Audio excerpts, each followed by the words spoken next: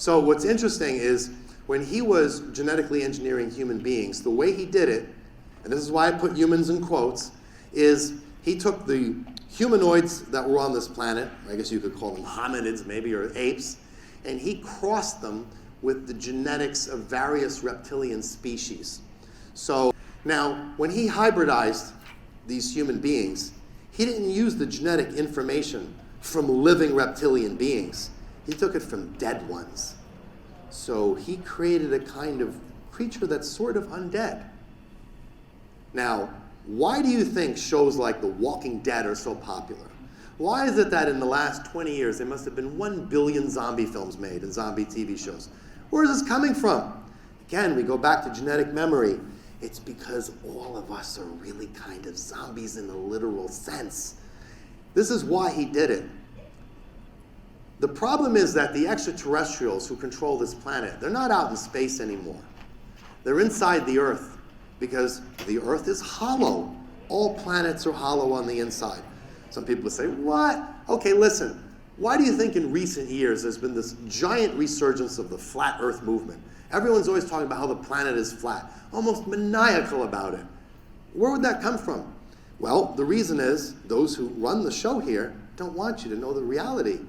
So there's a reason why all the countries on this planet signed the Antarctic Treaty to agree to never go to Antarctica, and they all respect that treaty. Okay, when in history has there ever been a situation where every country on the planet is respecting some treaty? Especially when it's like, oh, don't go explore this place that could have all these valuable resources.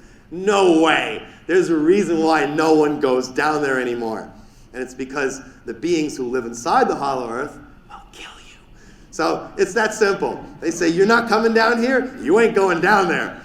No, no, no, no, no. So another thing we need to think about here is that life exists on all planets, not only on the surface or inside of it or even between the surface and the hollow Earth, because we have all these underground cities and deep underground military bases and maglev trains crisscrossing under the planet, which a lot of people know about.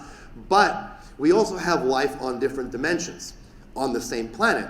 So right now we're sitting here in this room and there's maybe 50 different radio stations going by here, but we don't hear them. If we have a radio, we tune it, we can hear them. Well, guess what? Creation's like that too. So if you switch frequencies a bit, you could be in the same space in a different realm. That's how you can have spirits and entities and et cetera, because they could be in the room with you. You can't see them or touch them, but they can see you and touch you. So a lot of activity is occurring inside the planet as well as on the surface on different levels. So as it turns out, the Nebu Gray Empire that is in control on this inside of the planet, they're in a bit of a different dimension. But the dimension that they're in is very close to the dimension of the dead.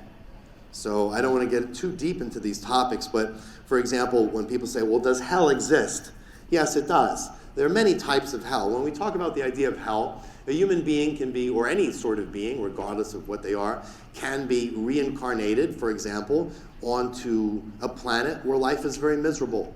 I'm sure you could say that that would be a type of hell. Same way you could be reincarnated onto a planet where life's pretty good. That would be kind of like a type of heaven. That doesn't mean there aren't actual hells, actual dimensions where beings are placed and they suffer, where dark beings live.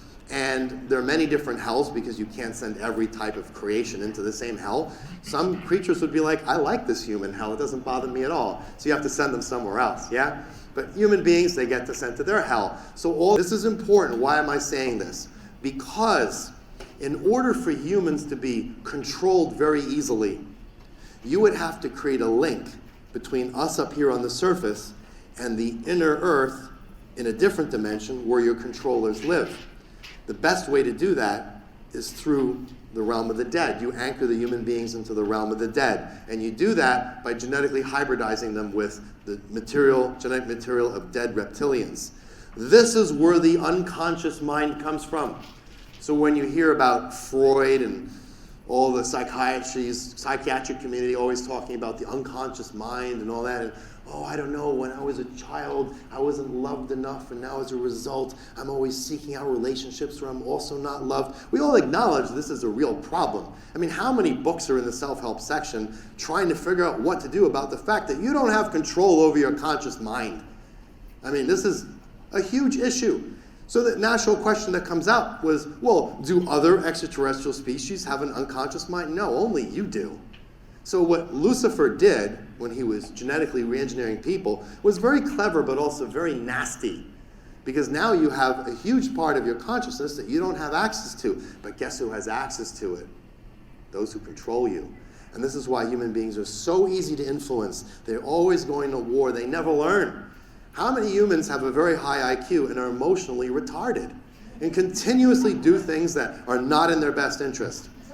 Clearly your free will has been somewhat compromised.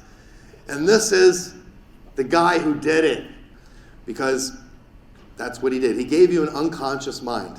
And that's one of the reasons that humans are so easily manipulated. This is why I put human beings in quotes, because you're all hybridized to some degree or another, regardless of whether you have Rh negative blood or not. And this is what makes humans on Earth very different from the humans found in the Galactic Federation.